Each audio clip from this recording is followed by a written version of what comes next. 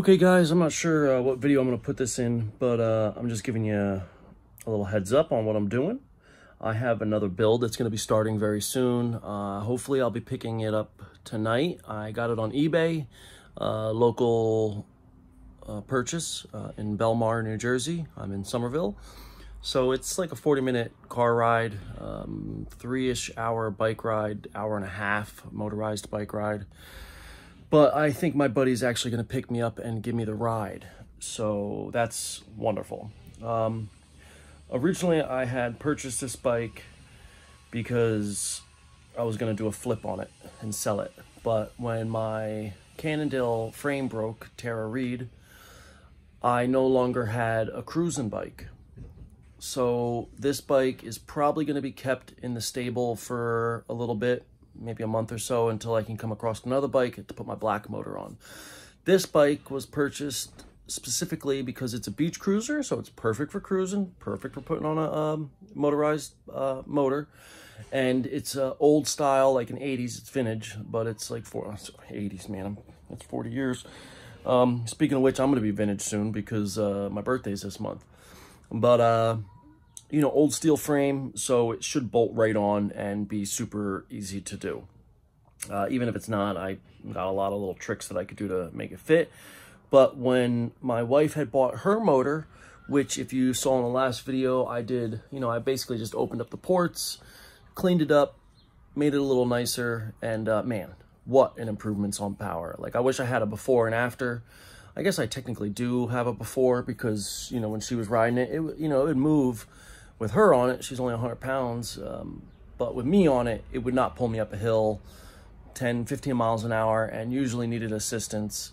Now it was literally from a dead stop. It will pull me up a hill, get up to full speed going uphill, which is very impressive for that motor. I don't know what kind of power it increased, but it probably doubled in power from whatever it was, half a horsepower to maybe 2 horsepower now. I don't know. It boogies. It's not as powerful as mine by any means, but it definitely boogies now. I'm very impressed with it. So with all that being said, we bought 2. Well, she bought them technically. So that's why I bought the bike that's coming is a red bike, and that's why I bought it. Because I was like, a red bike would be cool with this red motor. So this is a brand new motor. It only has 6mm studs, and in the front 6mm studs. On hers, I drilled them out to 8mm. I am probably going to do the same thing here, but I am right now. I'm going to take the head apart and I'm going to port it out and do everything I did to hers because it really helped. It made a huge difference, and if I'm going to have to ride around on the bike for a while, that's kind of what I want to do because I'm a big dude. I'm probably lying here, but probably 240 pounds or a little more maybe now. I put on a couple pounds, to be honest. So if I can get a little more power out of this so that I can use it to cruise, I just don't want to take my silver bike with the reed valve and all, which, speaking of which, I don't have a name for, so if you guys can help me with a name, that'd be awesome. I might have mentioned helping with the name in a more recent video that you're going to see, but no matter what, we don't have a car. And with Gunner being in New Brunswick, it's probably a 20-minute car ride. So by bike, motorized bike, it's about 35-ish, 30, 35-ish, depending on the speed and the lights and all that you get. But with him being in NICU and intensive care and being in critical condition at all times, we're strapped to get away there. I think one of her friends has started a GoFundMe to, you know, basically give us Uber money so we can go there when we really need to, and whatnot. But I need a cruiser bike. Hers is 100% done, so if she needs to go, she can go. And I will rock my bike if I have to. I just don't want to because I don't want to blow it up because it's a long ride to hold it open like that. And it's not 100% tuned, but I am letting it run rich so that in case I really have to, it's just rich and it is what it is. But that's hopefully tonight I'll be able to pick up this bike. My buddy Mike is going to give me a ride, pick it up in Belmar, and maybe tomorrow I can slap it all together, So I have a cruising bike so that I don't have to worry about taking my other bike and I can just cruise. And plus I have to go to Plainfield every other day, which is a, you know, it's like a 40-minute bus ride, but it's like a 25-minute motorized bike ride. It's a 20-minute car ride. Bike does about the speed limit, a little bit above the speed limits that you have to ride. So really it's the same speed, almost a little faster than a car, because you can kind of go around some things.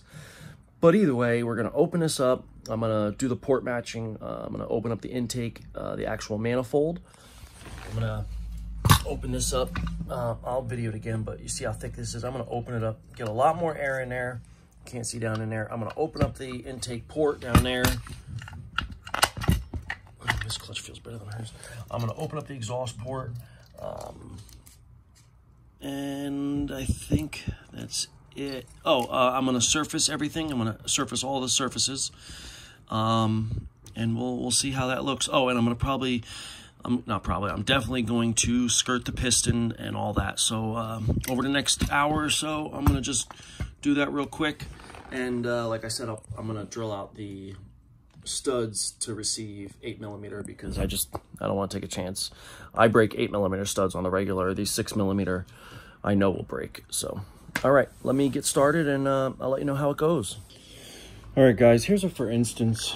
I just broke the motor down, you know, going over it and stuff. And on my wife's, can you see this etching? This is just me marking so I know where to skirt it.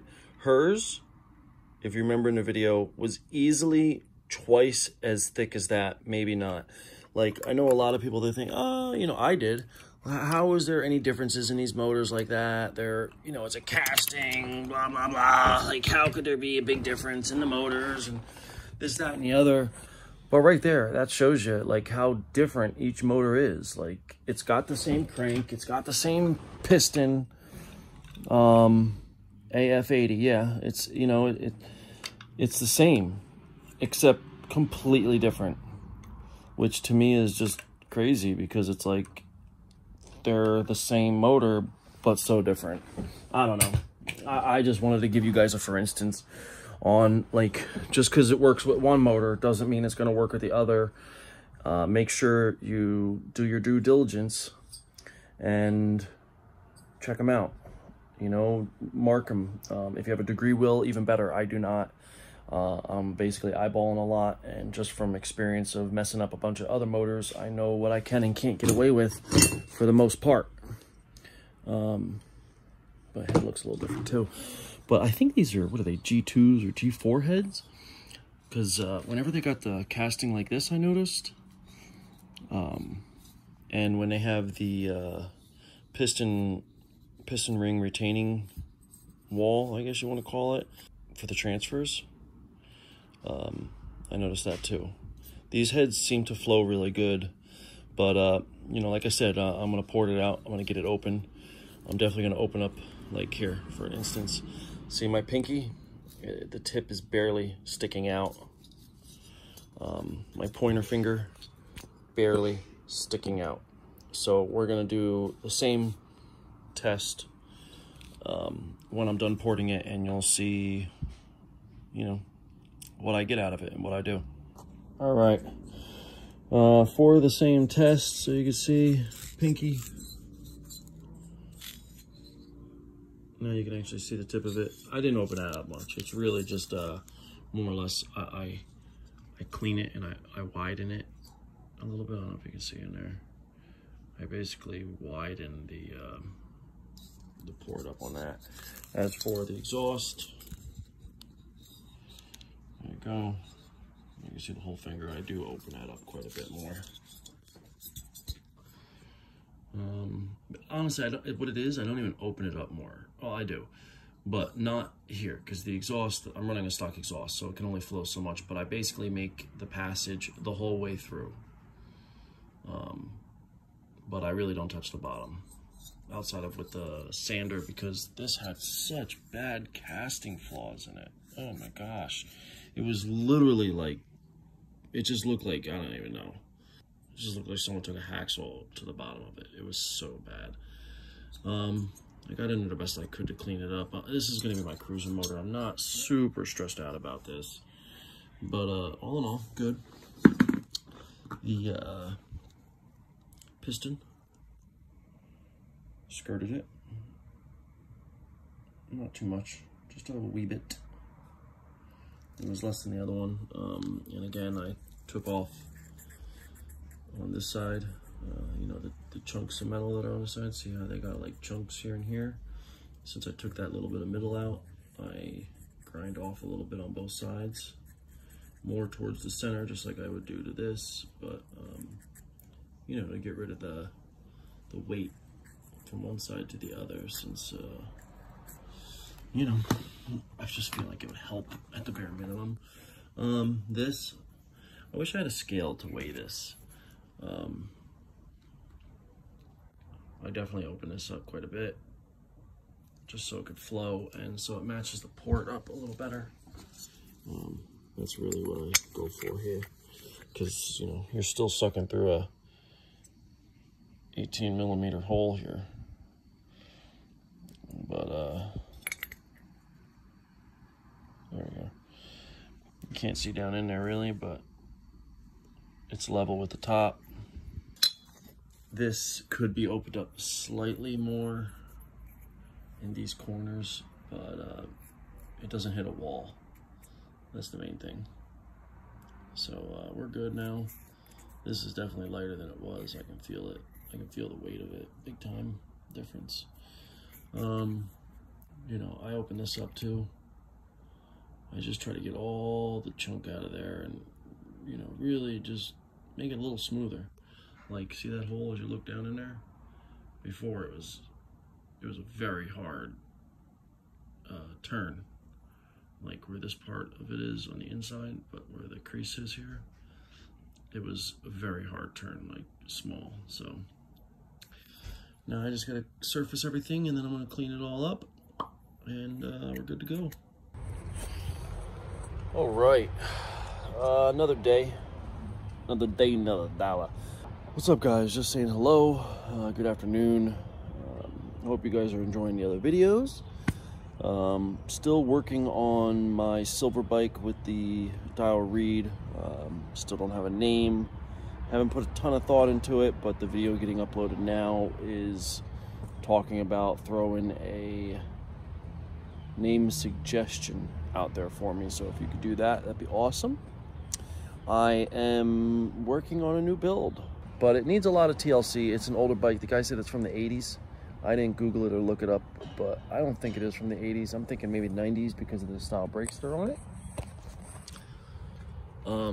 But this is the bike. It's got a little built-in rack that came with it, which everything's loose. You know, everything needs to be taken off and fixed. I know everyone says don't use the metal ones, they break, blah blah blah blah blah. They're garbage and they crack, and I don't care. It came with it. I'm using them. These have to be taken off and, you know, adjusted. He got it caught on something probably when he's putting it in a car or something. Same here, it's bent. I mean, they're not riding on there, but, you know, they could use a little TLC. So I'm gonna take them off, probably sand them down, paint them, just make it a little better. You know, they're rusty. I know, I'm really excited about it. This is actually, if you can see, I've got a derailleur on the other side. It is a 7-speed. The derailleur's not, I mean, the derailleur works, but the cable to run it is not working. I guess it's frozen up at the grip shift. All that's gonna be coming off.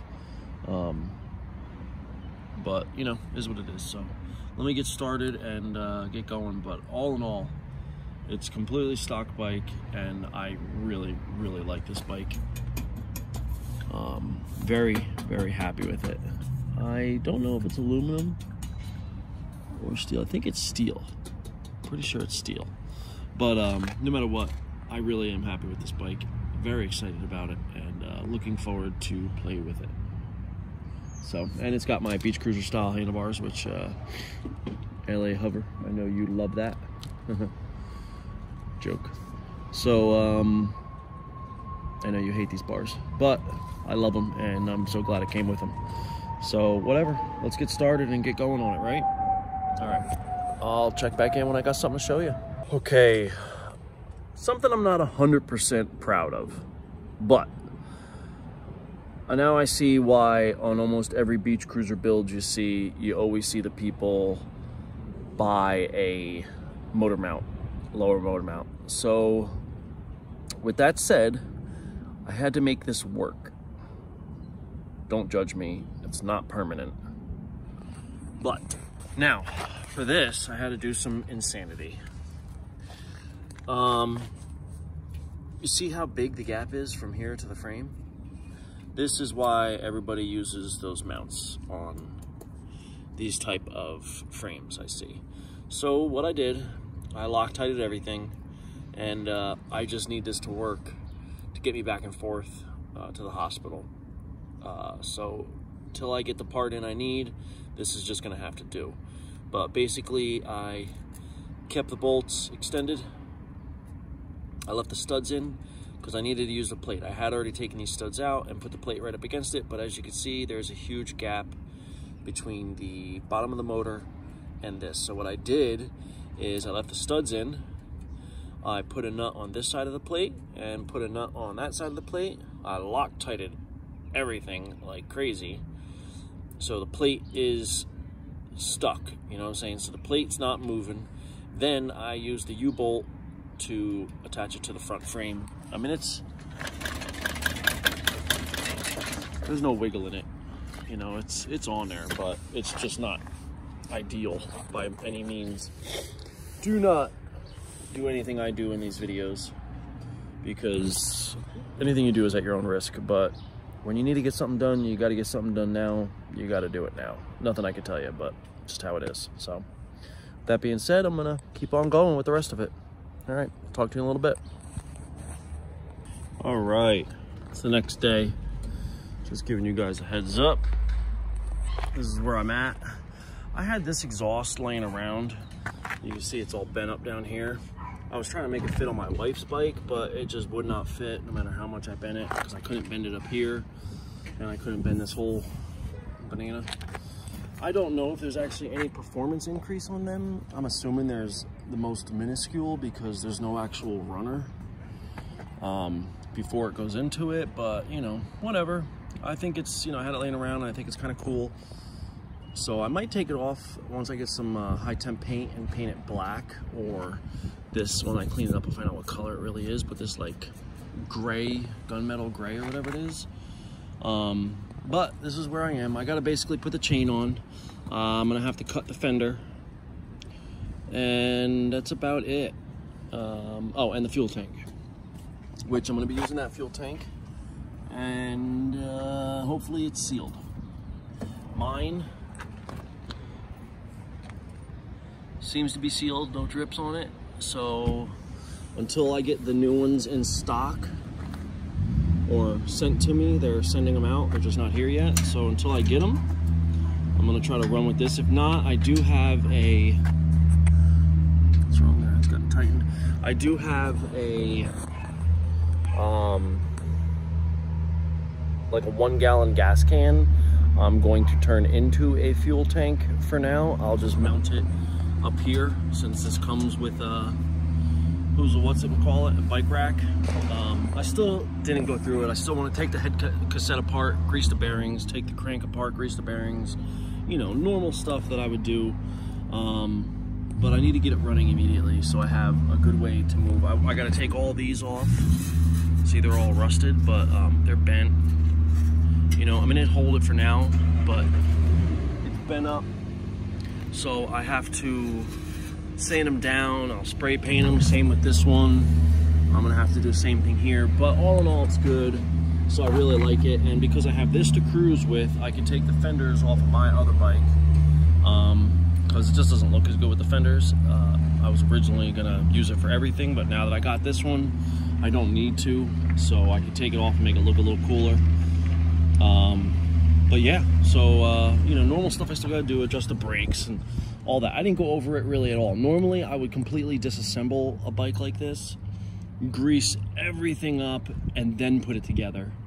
But because I'm on such a time crunch here, we're trying to get something so I have to get back and forth to the hospital to go see Gunner. I need to do it. So it is what it is, and I will take it apart little by little and go over it all, but for now, it's just gonna roll. So, all right, let's get going.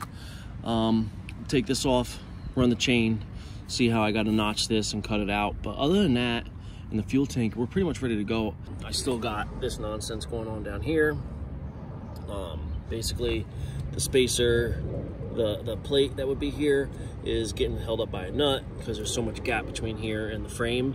So I got to get myself one of those universal motor mounts. But till then, that's going to have to fly. It just is what it is. Okay, guys, this is going to be initial startup.